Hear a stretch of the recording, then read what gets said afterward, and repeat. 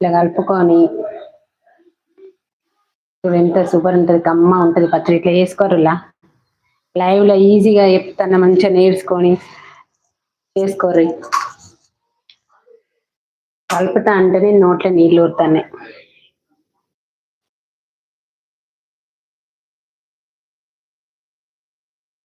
ఒక్క బుక్ ఇట్లా పెట్టుకుంటే,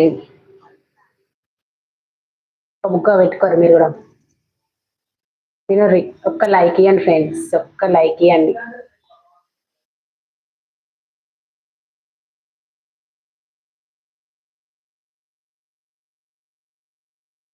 అబ్బా అమ్మతో సూపర్ ఉన్నది. ఇలా